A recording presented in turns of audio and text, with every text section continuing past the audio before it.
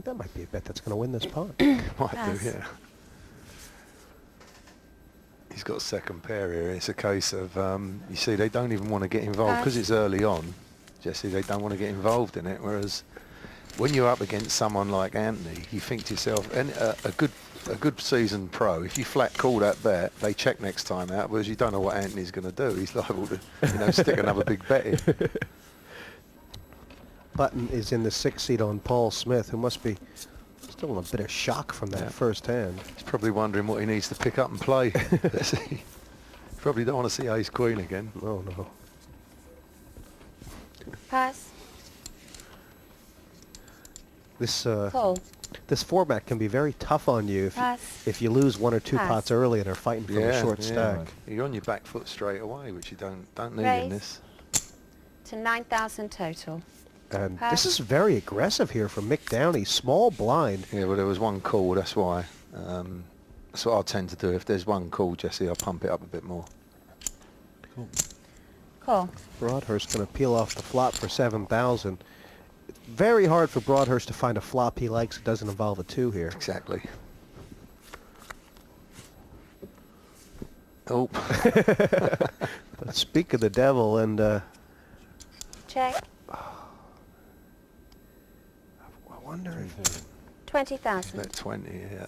I mean, it's a big bet. I mean, Mick Yeah. Downey... Well, he's hit top pair, and now he's putting doubts in his mind.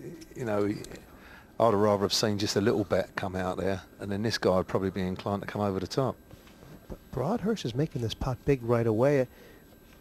Does Downey have to make a decision if it's all in or fold? I don't think he's that far down the road yet, but he must be wondering why he's coming out and betting that much. You see, he's got him off it, which he didn't want to do there. It's a bit of a shame, but Broadhurst really had a chance to make some money Of course, there. yeah.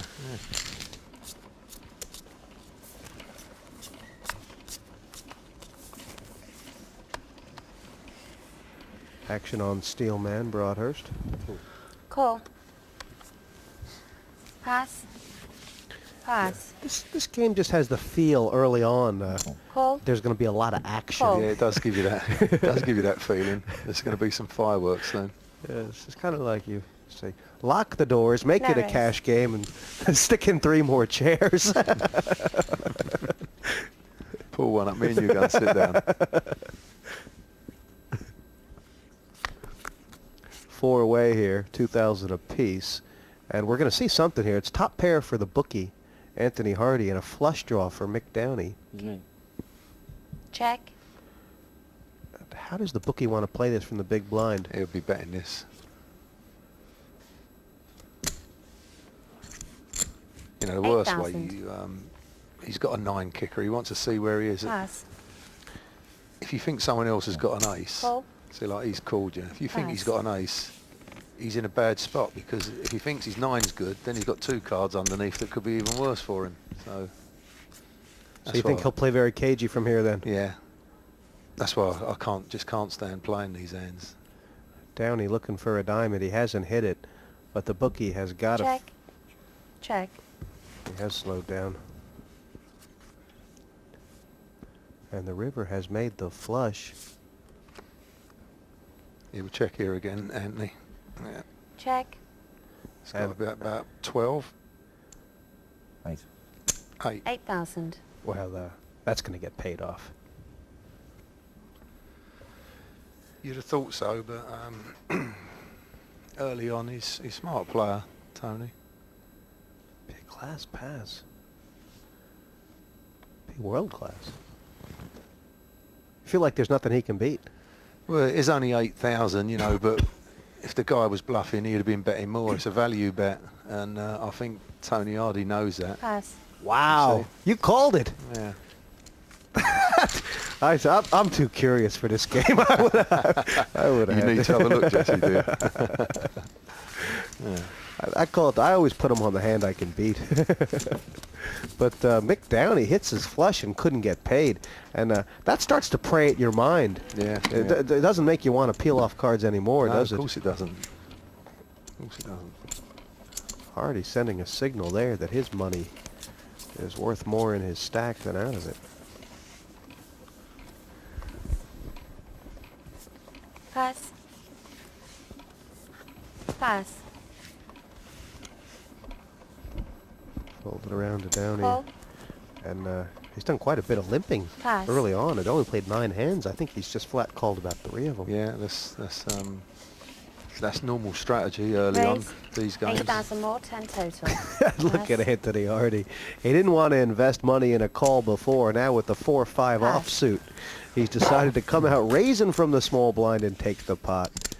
That's one of the special things about this format is making something out of Well, thin that's air. it. That's the gears. You see, he's just put down top 2 pair the hand before, and then you come out and you raise with this 4-5. Anthony the Bookie Hardy. He's a consummate gambling professional. 2-time winner on the Poker Den where he pocketed $100K. He's played this game at every level. The £5 story is a very interesting story. I went in the pub with £5. There were 3 of us, and we all put in £5 and decided to have a 3-card brag turnover. I happened to win the turnover. All of a sudden the £5 become £20. So then with the other 3 guys I said, should we have a £20 turnover? And we had a £20 turnover. And it turned into £80. And then I realised I had enough to sit down in a little brag school. So I've got a little brag school going in the pub. And I think I managed to turn it into about £500. So I now played with about 3 or 4 other people. This was about 7 o'clock at night. And by 2 o'clock that morning, I left the club. And from that fiver, I had £10,000. I've kept it all this time as a lucky memento. Life is all about timing, and poker is very much about timing as well. Opportunities come along, and if you put your hand out and grab them and take them, then you tend to do okay. If you just let them keep drifting by and don't take those opportunities, then in years to come you sort of look back and you think, I wish I'd have done that, or I wish I'd have had a go at that. Whereas I can't say that. I'm doing and I've done everything I've wanted to do in life.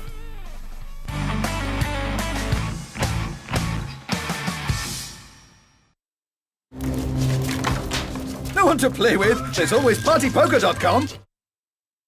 It's the partypoker.com European Open 3. The chips are bouncing around the tables, and these players are desperate to be the first one through to the semifinals. Back to the commentators, Jessie May and Ian Fraser.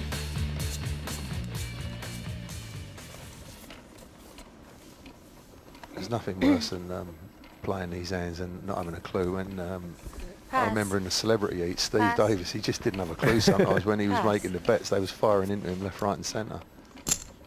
Raise to It 6,000 does seem like a lot of people are reduced to playing their cards alone, but I guess the great players play everybody else's. Call.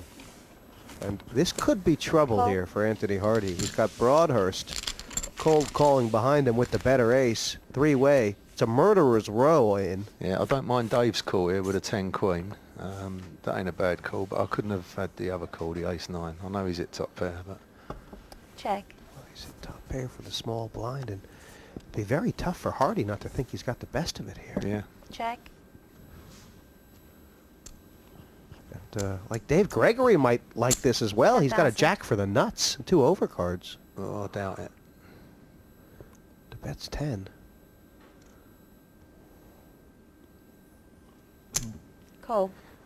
Shouldn't Broadhurst be raising there to try and... I would have, because, Pass. you know, again, you call with the ace 9, you've hit top pair, you check, someone bets into you, just flat call. I mean, so if a 10 jack queen king comes, what does he do? Now he ain't got a clue where he is. See, now he's going to come out betting. 20,000. you know, it's just... It does It's seem like so he, logical that- and he almost like Gregory and very cheaply there as well.